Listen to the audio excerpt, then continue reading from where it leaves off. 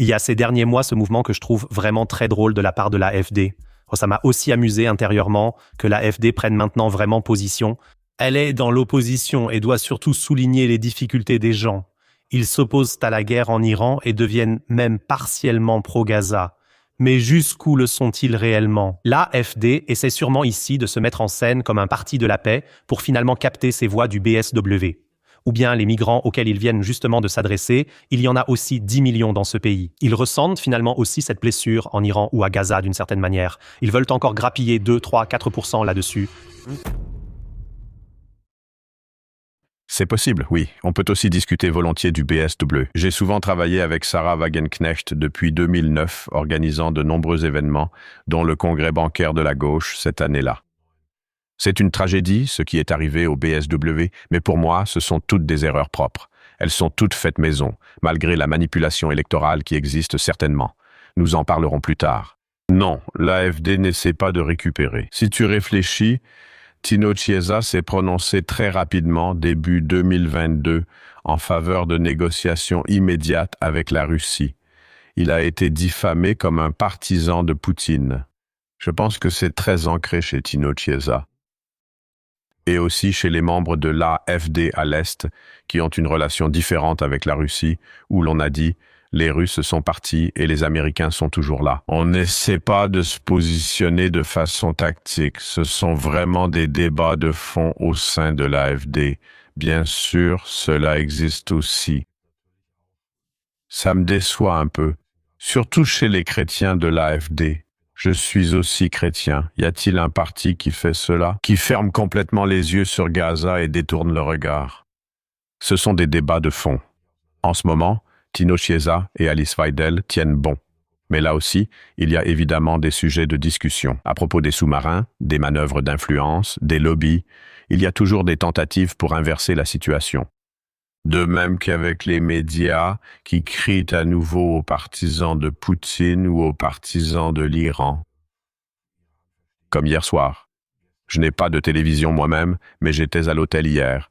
J'ai regardé Monitor. Il y avait un reportage très critique sur Gaza. Parfois, cela arrive quand même, mais dans l'ensemble, quand je regarde, c'est bien comme ça. C'est peu critique, donc on ferme les yeux, du moins officiellement, sur ces choses horribles là-bas, y compris au sud du Liban et sur l'esplanade des mosquées. Et cela ici en Allemagne, il faut le préciser. Quand on regarde ce qui se passe en Europe, avec l'Espagne, avec la Slovénie, avec tant de pays qui abordent ce sujet très clairement, je pense qu'en Allemagne, nous avons vraiment une position particulière. Je me demande toujours ceci dans ce débat. Alice Weidel dit que l'article 5 de l'OTAN ne pose pas de problème, ni le financement du ravitaillement. Cela signifierait aussi, en fin de compte, que je suis politologue et j'ai étudié la politique et l'économie. Cela voudrait aussi dire qu'on participe à de nombreuses guerres d'agression, Syrie, Afghanistan. Je dis toujours que les réfugiés ne sont pas un phénomène naturel qui se retrouve soudainement aux portes de l'Allemagne. Nous avons aussi, quelque part dans le passé, une part de responsabilité, et c'est pourquoi nous devons bien sûr aussi assumer une part de responsabilité pour tous ces flux de réfugiés qui se dirigent vers nous. Actuellement en Iran, depuis le début du conflit, les demandes d'asile ont fortement augmenté dans de nombreux pays européens. Je me suis dit qu'il n'est pas surprenant que la situation dégénère ici. L'Allemagne fait de nouveau face à une crise majeure de réfugiés iraniens. Il y a environ 10 ans, il y a eu un livre de Kelly Greenhill, une professeure de l'université Cornell. Le livre a été publié chez Princeton University Press. Migration. La migration de masse comme arme. On le voit déjà dans les récits bibliques, par exemple lorsque le peuple d'Israël a été envoyé à Babylone, où les expulsions ont toujours malheureusement fait partie de la géopolitique. La migration, comme nous la voyons actuellement dans le sud du Liban. Une région est dépeuplée et en partie bombardée au phosphore. C'est terrible. Migration de masse, l'expulsion comme arme, même si ce n'est pas directement la guerre. Ce livre a ensuite été publié en allemand chez Kopf Verlag et s'est bien vendu. Après 2 éditions, l'éditeur américain a retiré la licence. On devait donc minimiser le sujet en Allemagne. C'était une absurdité commerciale, mais il fallait justement garder le sujet discret. La migration de masse est utilisée délibérément à des fins géostratégiques et géopolitiques. Je vais raconter une anecdote. Je connais quelqu'un, un manager musical, qui est ensuite devenu membre de l'AfD. Tu ne le croirais jamais. car il paraît très musical et alternatif.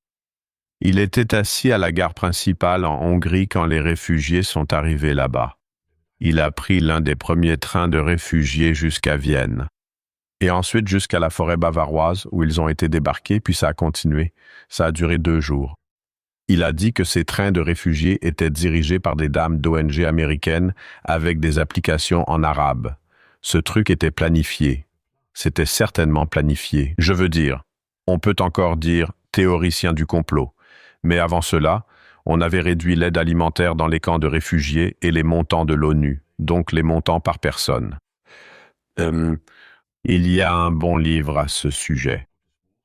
D'un certain Colin McMahon. Il est complètement du côté d'Israël quand il s'agit de Gaza et ainsi de suite. Mais il a très bien enquêté sur George Soros et son rôle néfaste dans les révolutions de couleur ainsi que dans les histoires de réfugiés. On veut déstabiliser à travers ces flux de réfugiés et obtenir une Europe instable et divisée. Si je le vois de façon cynique, géopolitique et géostratégique, c'est dans l'intérêt de l'Amérique. Cela se maîtrise plus facilement. Cela peut être utilisé contre la Russie. Cela peut être monté les uns contre les autres. Comme au Moyen-Orient, où règne aussi le chaos et chacun s'oppose à l'autre. Ensuite, Friedrich Merz intervient. Pour moi, c'est l'abrutissement de la nation. Il affirme que nous ne sommes pas partis au conflit, mais dans l'ombre, à Wiesbaden ou Ramstein, des équipements de précision sont envoyés au Moyen-Orient. Je me dis toujours, nous avons vraiment le chancelier fédéral le plus moralement corrompu de l'histoire d'après-guerre. Est-ce que Merkel était tellement meilleure? Elle était différente. Elle était évidemment différente. Elle était plus intelligente, mais je m'étonne aussi de voir comment Merz peut vraiment, en très peu de temps, dire le contraire de ce qu'il fait et comment il balance ça aussi. Je veux dire, il s'en mêle aussi. En partie, les gens le remarquent aussi. Il est le chancelier fédéral le plus impopulaire de tous les temps. Donc il a exagéré avec les mensonges et avec ses déclarations fracassantes, avec ses grandes phrases. On n'a jamais vu ça d'un chancelier fédéral auparavant. Je le connais depuis très longtemps. J'avais des attentes très basses quand il a été élu et il les a largement dépassées par le bas. Merci beaucoup. Pensez-vous aussi que c'est la raison pour laquelle Angela Merkel l'a maintenu à l'écart pendant tant d'années, parce qu'elle savait très bien qu'il était une mauvaise pioche? Oui, elle l'a écarté. Je ne veux même pas dire ça. Elle ne le tenait pas en haute estime. Il était actif au début des années 2000. Il parlait beaucoup et se présentait comme un homme d'affaires. Il n'a jamais occupé de poste à responsabilité au sens où il aurait dû diriger ou construire quelque chose. Il était lobbyiste. Il a toujours servi les puissants et c'est ainsi qu'il est devenu riche. Angela Merkel ne l'a pas maintenu à un rang inférieur, elle l'a plutôt écarté. Et en quelque sorte, elle l'a poussé sur une autre voie. Ensuite, il a d'abord gagné de l'argent chez BlackRock. Je pense vraiment que ça bouillonnait en lui, que son besoin de se mettre en avant l'a poussé à agir ainsi. Maintenant, il faut que je reprenne ce poste une fois de plus. Mais on voit bien qu'il se retrouve évidemment pris dans tellement de contradictions et qu'il sort tellement de choses qui se révèlent rapidement et se retournent contre lui, jusqu'à devenir absurde. Qu'il ait réellement les résultats de sondage qu'il a. Il a fini par dire qu'aucun chancelier fédéral avant lui n'a jamais été aussi maltraité. Personne n'a jamais eu à supporter ça. Et puis toutes ces jérémiades. Je crois que le magazine Titanic a même fait un montage avec Adolf Hitler. Il a affirmé être attaqué partout, avoir des pensées suicidaires et qu'aucun chancelier fédéral n'avait autant enduré. Naturellement, Titanic peut agir ainsi. Donc, quand vous dites qu'il est devenu riche, on parle de 5 à 15 ou de 15 à 30 millions. Comment doit-on se l'imaginer? Parce que le salaire seul est en fait relativement bas pour un chancelier fédéral. Chez BlackRock, il n'était pas chancelier fédéral. C'est là qu'il est devenu riche, avec plusieurs postes au conseil de surveillance. Je ne me suis jamais vraiment penché sur la question. Mais j'estime quand même sa fortune nette à 20, 30, 40 millions. C'est ce que je dirais aussi.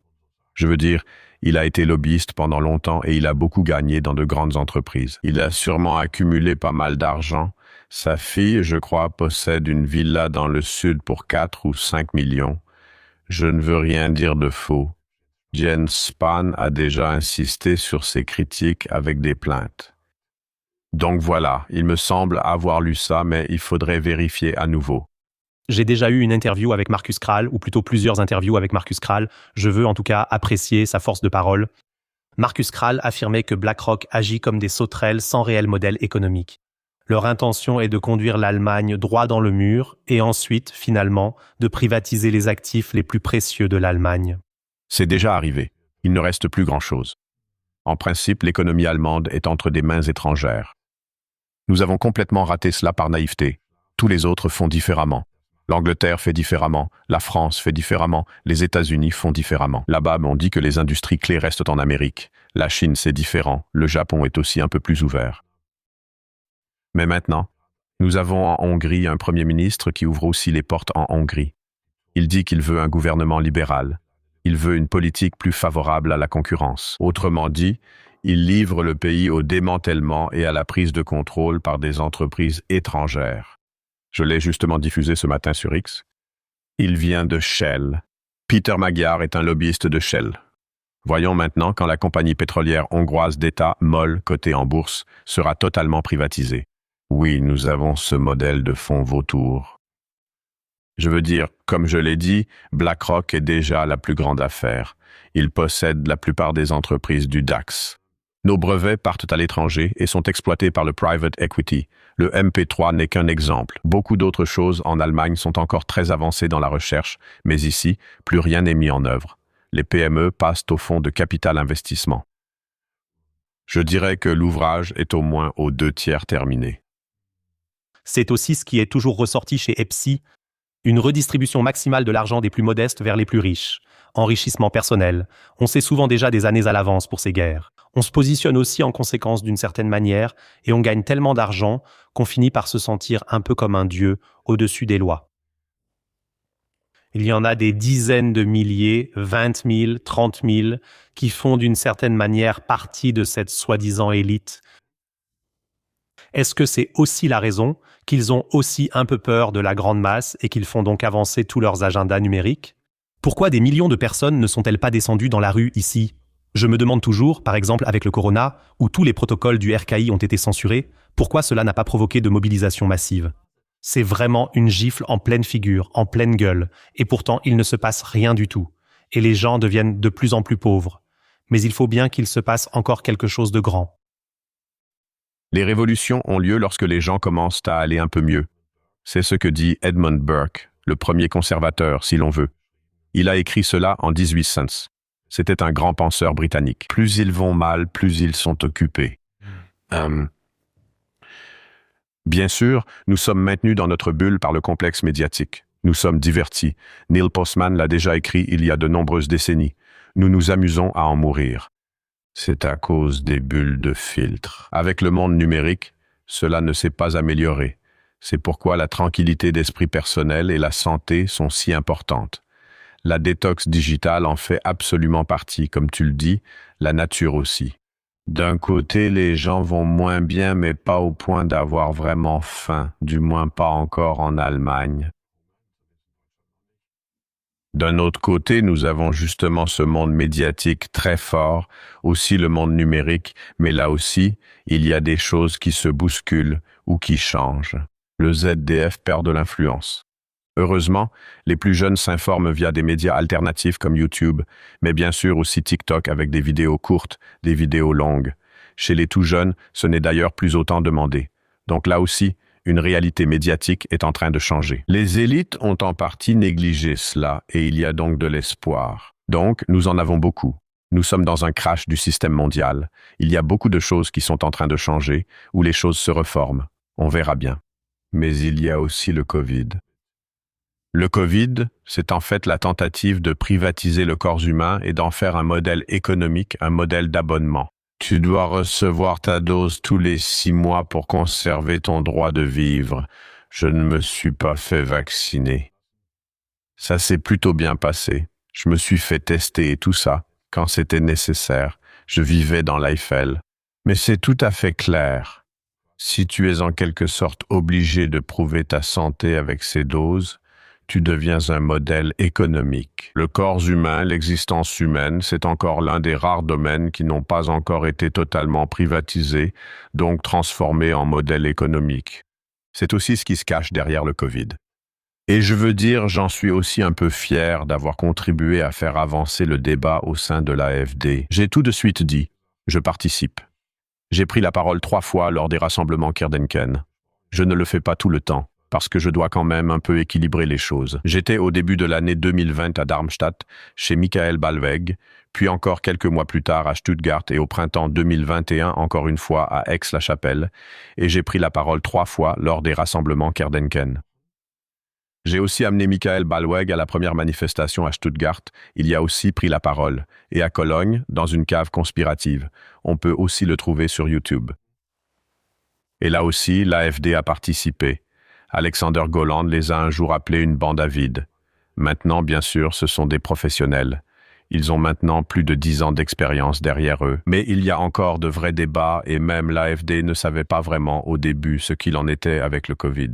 Je crois vraiment que j'ai largement contribué à ce qu'elle se positionne comme citoyenne et comme opposante aux mesures contre le Covid. Mais là, nous avons vu à quel point cette privatisation s'immisce partout. C'est un monde dystopique pour moi. Donc même un monde privé peut bien sûr être totalitaire.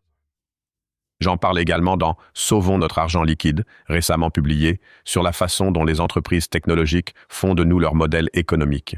Vous avez parfaitement résumé cela. C'est le modèle économique le plus perfide, mais aussi le meilleur possible. Mon médicament, au final, ne vise qu'un petit groupe cible.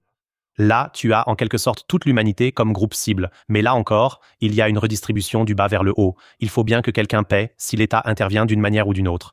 Les gens ignorent qu'à chaque grande pandémie ou récit, ils s'appauvrissent davantage. Et en ce qui concerne l'expertise en santé à l'AfD, nous avons le docteur, nous avons le professeur Hombourg. Je pense que vous êtes vraiment bien placé parce que vous posez enfin des questions critiques et que vous ne suivez pas simplement le courant dominant. Vous avez déjà mentionné votre livre à plusieurs reprises. Nous allons vraiment le lier et le mentionner ci-dessous. Je peux très bien imaginer que l'AfD sera de toute façon la force la plus puissante en 2029. Dans le meilleur des cas, elle gouvernera seule, dans le pire des cas peut-être avec la CDU. Au pire, une alliance anti-AfD sera formée. Il faudra alors patienter quelques semaines, mois ou années jusqu'à son effondrement d'une façon ou d'une autre. Mais je pense que lorsque l'AfD sera au pouvoir, elle se débarrassera aussi de tous les protagonistes. Quand je regarde une femme comme Madame Weidel, ainsi que Merz, Storch, Spahn, à mon avis, à la fin, ils sont idéologiquement assez proches les uns des autres. C'est exactement ce que je pense aussi. C'est justement l'AfD ou la CDU ensemble. Ils auront des moyens au pouvoir que les anciens gouvernements n'avaient pas. Ils auront Palantir, ils auront ce genre d'instruments de contrôle numérique. Et puis tout le monde dira « Oui, ils sont tellement autoritaires et ils interviennent bien plus que tous ces partis libéraux qui existaient auparavant. » Mais si on regarde aussi, par exemple, dans tous les gouvernements régionaux, l'AfD était généralement aussi présente. Elle a soutenu le fait que tout cet agenda numérique soit poussé en avant. Alors je me dis toujours, en tant qu'esprit critique de notre époque, l'AfD est un rouage assez petit dans la machine. Cet agenda numérique est poussé à l'échelle mondiale. Tu dois simplement le soutenir si tu veux participer d'une manière ou d'une autre au système politique. Les forces derrière cette numérisation sont les États, les fournisseurs de paiement électronique, les acteurs du commerce en ligne comme Amazon et les banques qui ont gagné en influence pendant le Covid. Ce sont des groupes d'intérêt très puissants. On dit toujours que la Chine est un système autoritaire. On ne veut pas ça, mais en réalité, tout le monde regarde dans cette direction et se dit « Oh, ce n'est pas si mal, on aimerait bien avoir ça aussi ». On l'a aussi constaté aux États-Unis avec les entreprises du numérique durant le premier mandat de Trump. C'est pourquoi on me pardonnera aussi d'avoir longtemps voté pour Trump et de l'avoir soutenu. Là, c'était un tout autre Trump qui apparaissait, du moins publiquement. Lors de son premier mandat, seul Peter Thiel a soutenu Trump. Et les autres, Amazon, Apple, Meta, Alphabet, étaient tous du côté du candidat ou de la candidate démocrate à ce moment-là. Entre-temps, Trump a formé une alliance avec les géants de la tech. On peut imaginer un régime autoritaire et populiste. Donc il y a déjà une personne populiste à la tête, dans ce cas Trump. S'adresse aussi au peuple et touche une partie de la population. Derrière cela, une immense administration de l'ombre permet aussi de saper l'état de droit. Je veux dire, un état administratif, c'est aussi du droit, si c'est bien fait. Je ne suis pas libertarien, je ne suis pas non plus libéral, non. Je suis conservateur, je suis prussien à cet égard. On met pratiquement l'administration hors jeu, on a un accès direct. Donc, ce qui se passait autrefois dans les grandes entreprises, le middle management, ça a disparu. Ce sont tous des systèmes intégrés. Sur le terrain, beaucoup se contentent d'exécuter les ordres, tandis que peu décident en haut. Cette évolution existe déjà dans de nombreux groupes. Il reste des niveaux intermédiaires dans les grands groupes, mais beaucoup moins qu'avant. On fait la même chose avec des États entiers et des sociétés. Donc ce danger numérique est énorme. Et je sais qu'à Stuttgart, on a soutenu l'agenda numérique. La question des droits civiques est incroyablement importante. La coalition de ceux qui veulent imposer ce genre de numérique par tous les moyens est très puissante. Là, tu as abordé un sujet où je ne sais pas encore si nous réussirons à le résoudre. Mais en avoir conscience est important. Peut-être encore ceci. En 2014, la question du totalitarisme technologique était assez présente chez les démocrates et aussi chez les sociodémocrates. En 2014, j'ai écrit un article dans la FAZ. Frank Schirmacher, le rédacteur en chef de l'époque, avait lancé une série de débats sur le totalitarisme technologique. Matthias Döpfner et d'autres ont écrit. Des Américains, Shoshana Zuboff, la professeure. C'était un groupe passionnant de personnes qui ont écrit. C'est aussi paru en 2015 chez UTB, un petit livre, Totalitarisme technologique, dans lequel j'ai également écrit un article. À l'époque, le sujet a été beaucoup discuté. J'ai aussi prononcé une allocution solennelle en 2014. J'ai prononcé un discours sur la protection des données dans le land de Rhénanie-Palatinat. Le délégué à la protection des données était présent. Il m'a invité, un homme du SPD. Comme je l'ai dit, les démocrates et sociodémocrates ont soutenu cela, affirmant que ces entreprises technologiques sont trop puissantes. Aujourd'hui, plus personne n'en parle. Aujourd'hui, plus personne n'en parle, parce qu'elles sont devenues encore plus puissantes. Personne n'ose vraiment aborder ce sujet. Nous devrions rendre ces algorithmes publics. Nous devrions même, à mon avis, et même Elon Musk l'a dit il y a quelques années, instaurer un moratoire sur le développement de l'IA. Nous avons besoin d'une autorité de surveillance qui contrôle et autorise cela. On ne l'a pas écouté, alors il a dit « Au moins je vais créer ma propre IA qui n'est pas woke, croc ». Mais nous devrions réglementer tout cela très strictement par la loi et, disons, alphabet. Ce serait directement le premier candidat. Apple et Amazon sont également concernés. Ils doivent être réglementés. Nous avons un fort monopole. Cela doit être strictement encadré par la loi, mais en principe, ils agissent comme ils veulent. Vous avez relevé un bon point sur Elon Musk. À l'époque, avec Elon Musk et OpenIA, le problème était qu'il n'était pas aussi avancé dans son entreprise, ce qui l'a poussé à soutenir ce moratoire. Nous parlons ici des super milliardaires absolus et bientôt des super billionnaires. J'ai lu récemment qu'Elon Musk est déjà plus riche que 40 États réunis. Si l'on compte tous ces 5, 6, 7 billionnaires du futur, ils seront probablement plus riches que 100 États, voire même encore plus. Ce sont des gens normaux. Ces 8, 9 milliards, où l'on ne prend qu'une variable statistique, là aussi je viserai la superpuissance absolue. Et pas comme vous venez de l'expliquer. Peut-être de façon noble, tout en open IA, tout en open source, ou simplement en rendant cela accessible à tous. Mais en fait, l'année dernière, je me suis vraiment dit que ça allait être un sacré voyage dans les prochaines années, à moins que tu aies la possibilité de placer ton argent en dehors de l'UE, ou alors de l'investir dans des biens matériels, ou de diversifier d'une manière ou d'une autre. Aujourd'hui, beaucoup disent « Je suis coincé dans ce système et je ne peux pas en sortir facilement ni placer mon argent à Dubaï, Singapour ou ailleurs. » Donnez-nous donc 3 recommandations d'actions très concrètes que l'on peut mettre en œuvre au quotidien si quelqu'un est salarié ou fonctionnaire afin de pouvoir profiter d'un minimum de liberté au quotidien. Oui, ce n'est pas facile. Il faudrait des réserves pour les situations de crise, l'équivalent de 3 mois de besoin, mais pour beaucoup, ce n'est pas réaliste. Donc il faut avoir une petite réserve d'argent de côté pour les imprévus. Je dois intervenir vite. Combien avez-vous en liquide ? J'ai encore 200 à 300 € en poche. Je retire de l'argent toutes les 2 semaines, souvent en grande quantité, puis je le dépense. Alors je rentre bientôt à la maison. Le portefeuille est presque vide. Ça veut dire que vous ne payez pas du tout avec le téléphone portable et tout ça? Avec le téléphone portable, pas du tout, mais avec les cartes, ça m'arrive de temps en temps. Parfois, il n'y a plus d'autre choix. Donc, un peu d'argent liquide. Je dirais aussi, même pour quelqu'un avec un revenu moyen, un peu de métaux précieux. Mais l'or est devenu très cher maintenant. Ce n'est plus pour spéculer. Donc, si on regarde de près, si on regarde l'inflation, l'or n'est pas extrêmement cher en ce moment, même si, bien sûr, visuellement, il est à son plus haut historique. En 1980, l'or était à 900 $. Aujourd'hui, si on calcule correctement l'inflation, cela ferait 10 000. Mais à l'époque, c'était une exagération. À 5 000 aujourd'hui, ce n'est plus bon marché. Donc un peu d'or, mais on ne peut pas tout acheter d'un coup non plus. Donc la première chose, c'est d'abord d'économiser. Ce sont d'ailleurs mes premiers livres, même si, en tant que simple employé ou quelque chose comme ça, je n'avais pas encore beaucoup d'expérience. Je dois mettre un peu d'argent de côté. C'est presque toujours possible, pas pour tout le monde, mais dans presque toutes les situations de la vie. Je dois commencer et faire en sorte que l'argent travaille pour moi, et non pas que je travaille pour l'argent. Et même si ce ne sont que de toutes petites sommes, il faut commencer avec ça. Il n'y a pas d'autre moyen. Je dois dépenser moins que ce que je gagne. J'ai aussi vu beaucoup de personnes qui gagnaient très bien leur vie, voire de gros salaires, qui n'avaient presque rien économisé. C'est en partie aussi une question de mentalité. Avant, en Allemagne, ce n'était pas nécessaire. Je ne suis pas pour non plus.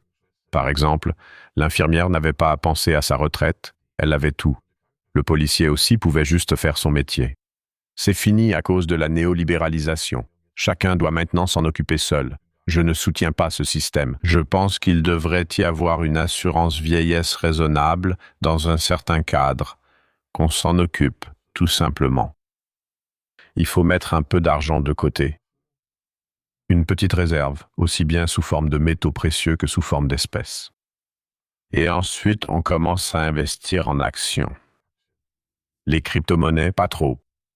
Les crypto-monnaies, c'est un peu, en ce moment, quand quelque chose est autant à la mode, je ne suis pas vraiment pour. On peut le faire, mais s'il vous plaît, pas tout. Je préfère les actions. C'est plus ennuyeux et plus solide.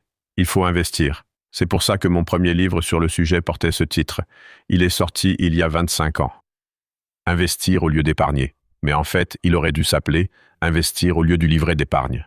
Donc j'ai besoin de actifs réels. Et bien sûr, la question de la diversification est très importante. Donc à mon avis, ceux qui le peuvent devraient déjà avoir un compte bancaire en dehors de l'UE, bien sûr légalement.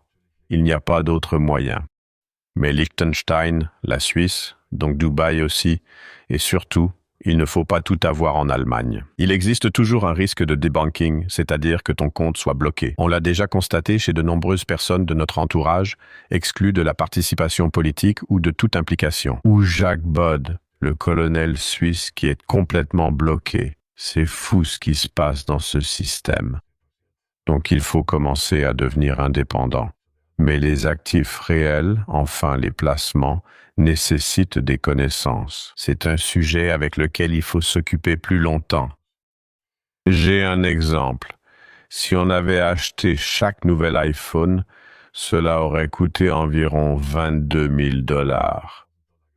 En 2008-2009, les premiers sont sortis, 22 000 $. Si, au lieu de cet iPhone, on avait acheté à chaque fois l'action Apple, cela vaudrait maintenant environ 340 000 $. C'est ça la différence entre consommer et investir.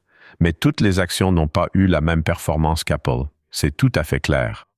Mais c'est là toute la différence. Je dois commencer à faire travailler l'argent pour moi, même si ce n'est qu'avec des centaines d'euros. Mon plus jeune fils est déjà un actionnaire enthousiaste. Il a 10 ans et il apprend. Et ça lui plaît aussi. Je trouve ça super. À mes 18 ans, mon beau-père m'a offert 3 000 €. Il m'a dit « Commence à investir cet argent ». J'ai transformé 3 000 € très rapidement, en une période très courte, à l'époque du nouveau marché, en 1 million. Mais je n'avais aucune idée des cycles et je pensais que ça continuerait comme ça. À l'époque, j'avais EMTV, VCL. Ensuite, il y a eu Psychosystems et ainsi de suite. J'ai investi. Bien sûr, tout s'est effondré à nouveau. Mais c'était vraiment une très bonne expérience d'apprentissage. Puis, plus tard, mon beau-père est revenu vers moi et m'a dit « Simo, commence ». Je n'ai jamais eu de souci de revenus, mais de dépenses. Oui, je connais ça trop bien. Commence à prendre la décision financière la plus ennuyeuse de ta vie. Arrête de courir après quelque chose par peur. Commence à investir dans un de ces ETF. Mets-y 250 € par mois, c'est faisable. Et commence à investir dans quelque chose. Moi, j'ai commencé à investir dans le Bitcoin. 250 € chaque mois. À l'époque, c'était vraiment super. J'ai commencé, et dès l'instant où tu investis dans quelque chose, tu traites les informations différemment. Tu sélectionnes différemment, tu recherches les informations autrement. 250. À un moment, j'étais à 20 000. Ce n'est pas une somme énorme, pas encore la liberté financière. Puis, le marché a chuté de 64%. J'ai pensé, attends, il y a cette citation de Costolani ou des Rothschild. Investis quand il y a du sang dans les rues. J'avais encore une grosse somme de côté. Alors je me suis dit, ok, maintenant tu y vas. Maintenant, j'achète une plus grande part de Bitcoin. J'ai alors acheté mes 3 premiers Bitcoins. J'ai aussi acheté du Solana. C'est comme ça que je suis devenu un peu plus libre financièrement pour la première fois, simplement parce que je suis resté régulier dans ma démarche. Je n'ai pas cherché la grande crypto-monnaie qui allait exploser. Je ne cherchais pas non plus celle avec la plus grande capitalisation boursière. Ce n'était pas une question d'aller vite, vite. Je pense que cela m'a aussi rendu plus libre financièrement aujourd'hui. C'est une très belle histoire.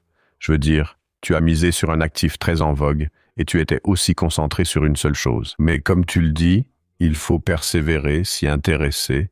C'est aussi un peu ennuyeux d'une certaine manière. Mais ensuite, comme tu le dis, tu as aussi une certaine compréhension des cycles. Tu dis, maintenant ça a baissé. Maintenant je peux réinvestir. C'est comme ça que ça doit fonctionner.